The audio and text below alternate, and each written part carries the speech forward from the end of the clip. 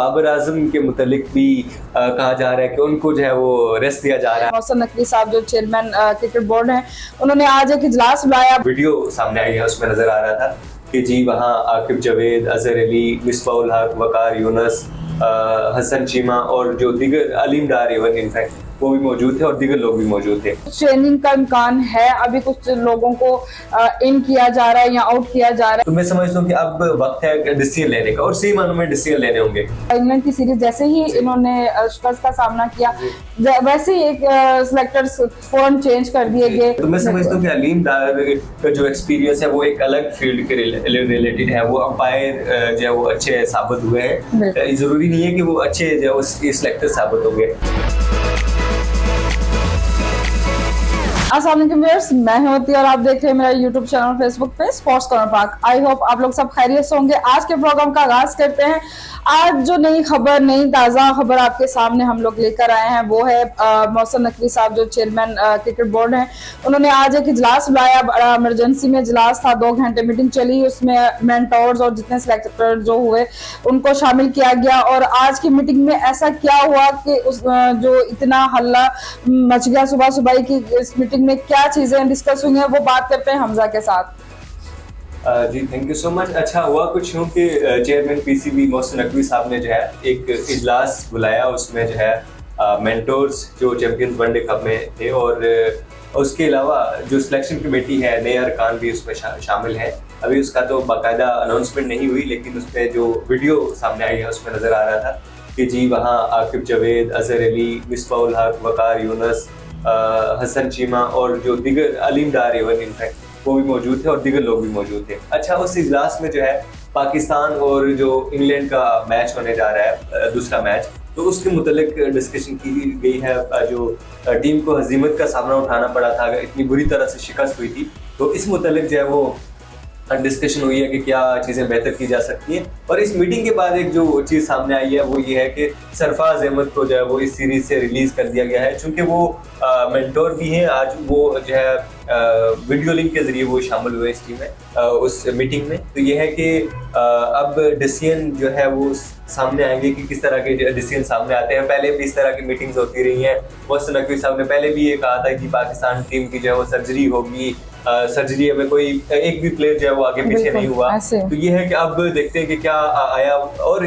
ये वो वक्त है कि अब जो है सीरियसली सोचना होगा कि पाकिस्तानी टीम की आया जो है वो क्या बेहतरी करनी है, क्या चीज़ें कहाँ हम लैग कर रहे हैं। तो मैं समझता हूँ कि अब वक्त है डिसीजन लेने का और सही मानों में डिसीजन लेने होंगे। और अगर इस टाइम ना डिसीजन लेंगे तो फिर मैं समझता हूँ कि पाकिस्तान की टीम का हिसाब जो है वो हॉकी वाला हो जाएगा और हॉकी को कोई देखता भी नहीं है, कोई पूछता भी नहीं। अब यह है कि इससे जज्बात जुड़े हुए हैं, इस क्रिकेट से पाकिस्तानी कौम के जज्बात जुड़े हुए हैं और इस पर पाकिस्तानी टीम ना सिर्फ टीम बल्कि जो लोग हैं, अवाम है, शायकीन है, वो मुत्तफिक हो जाते हैं, वो इकट्ठे हो जाते हैं। लेकिन अगर यहाँ भी उनको दचका लगेगा, टीम जो है वो 11 शिकस्तें लगातार खा लेगी, तो मैं समझता हूँ कि फिर मसाइल का सामना रहेगा। अब यह है कि देखते हैं कि किस तरह से वो और मजीद क्या डिसीजन सामने आते हैं।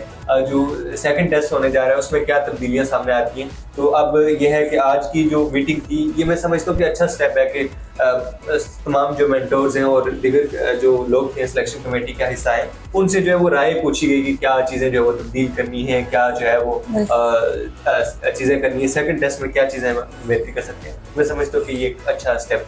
सेकेंडली हमजा, जो अभी साउथ अफ्रीका के साथ सीरीज इनकी स्टार्ट होनी है, टेस्ट जो सीरीज स्टार्ट होनी है, क्या उसमें कुछ ट्रेनिंग का इम्कान है? अभी कुछ लोगों को इन किया जा रहा है या आउट किया जा रहा है, इस बारे में आप क्या कहेंगे? देखिए, इत्तलात ये है कि जी शान मसूद जो कैप्टन है और उसके मुतालिक ये है कि वो 6 मैचेस में शिकस्त खा चुके हैं और 2 ऑस्ट्रेलिया में हुए थे, 2 ऑस्ट्रेलिया में और 3 पाकिस्तान में जो है वो मैचेस हो चुके हैं और उसमें जो है वो प्रॉपर तरीके से वो शिकस्त खा चुके हैं। और वो पहले कैप्टन बने जो इतनी जो है वो बुरी परफॉर्मेंस दी है जिन्होंने अपने पहले 5 मैचेस में। तो ये है कि अब उनके मुतालिक की इतलात आ रही है कि उनको जो है वो चेंज किया जाएगा और यह है कि उनकी जगह जो नाम सामने आ रहे हैं वो मोहम्मद रिजवान और सलमान अली आगा। सलमान अली आगा का नाम मैं समझता हूँ कि वो शायद उस तरह से अच्छे कैप्टन साबित ना हो सके, वो इसलिए कि उन्होंने कोई कहीं भी ना जो है वो डोमेस्टिक में और ना कहीं इंटरनेशनल लेवल पे टीम की एज ए कैप्टन उन्होंने लीड नहीं किया। तो मैं समझता हूँ कि ये जो प्रॉब्लमेटिक हो सकता है। लेकिन जो सीरीज आ रही है, 2 टेस्ट होंगे उसमें, 3 T20 और 3 वनडे होंगे, जो दिसंबर में जो है वो टेस्ट सीरीज होगी, जो पाकिस्तान और जो है वो साउथ अफ्रीका की होगी। तो उसमें जो है अब खिलाड़ियों के मुतालिक भी डिस्कस किया जा रहा है कि उनको भी तब्दील किया जाएगा। तो मैं समझता हूँ कि कप्तान को अब 6 मौके जो है वो इनफ होते हैं किसी भी जो खिलाड़ी के लिए या कैप्टन के लिए। तो मैं समझता हूँ कि इस पे जो है वो गौर किया जाना चाहिए, और क्या ये भी देखना चाहिए कि क्या जो शान मसूद है उनकी कैप्टनशिप में मसाइल हैं या दिगर खिलाड़ियों के भी जो है उसमें यही बात हम लोग डिस्कस करना अभी कर रहे हैं कि हमजा ये जो भी इतनी बुरी तरह से शिकस्त इंग्लैंड से इन्होंने पाकिस्तान के खिलाड़ियों को देखना पड़ी, इसके फौरन बाद एक हलचल मच जाती है, कुछ ना कुछ डायरेक्ट सामने आ जाता है कि जो कि पता नहीं पाकिस्तानी टीम के लिए बेहतर है नहीं है। जैसे कि अभी इंग्लैंड की सीरीज जैसे ही इन्होंने शिकस्त का सामना किया, वैसे ही एक सिलेक्टर्स फौरन चेंज कर दिए गए और एक नई टीम बना दी गई। नई टीम में बड़े बड़े नाम इसमें शामिल हैं। क्या उससे बेहतरी आएगी और कौन कौन से नाम इसमें शामिल हैं और उनका क्या रोल होगा इस पूरे सिलेक्टर टीम में? देखिए, जो सिलेक्शन कमेटी है उसमें जो 3 बड़े नाम शामिल हैं वो है, एक आकिब जावेद है, अजहर अली है, और जो अलीम डार साहब हैं जो अंपायर रह चुके हैं। तो मैं समझता हूँ कि अलीम डार का जो एक्सपीरियंस है वो एक अलग फील्ड के रिलेटेड है। वो अंपायर जो है वो अच्छे साबित हुए हैं, जरूरी नहीं है कि वो अच्छे जो है वो सिलेक्टर साबित होंगे।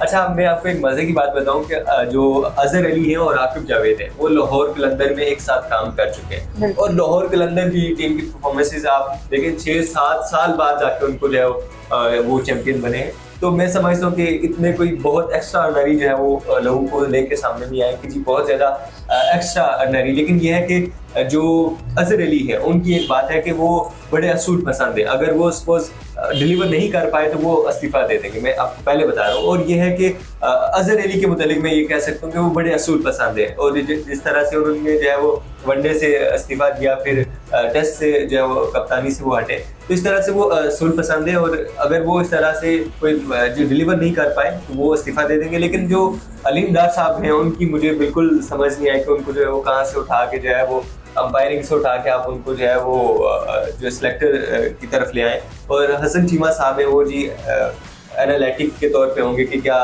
एनालिसिस करना है कि किन खिलाड़ियों ने क्या परफॉर्मेंस दी है।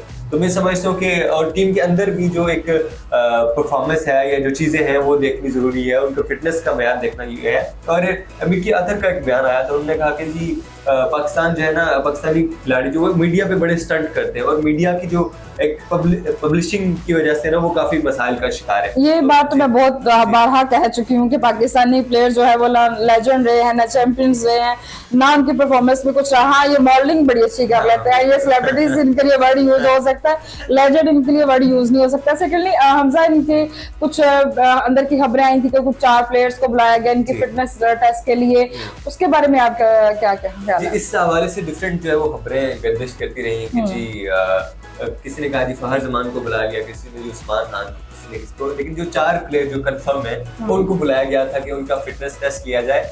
उसमें एक थे कामरान गुलाम थे, इमाम उल हक थे, जाहिद महमूद थे और नुमान अली थे। इन 4 प्लेयर्स को जो है वो जो है फिटनेस टेस्ट के लिए बुलाया गया था कि आया आप फिटनेस क्राइटेरिया पे उतरते हैं तो फिर इनको कंसिडर किया जा सकता है सेकंड टेस्ट के लिए।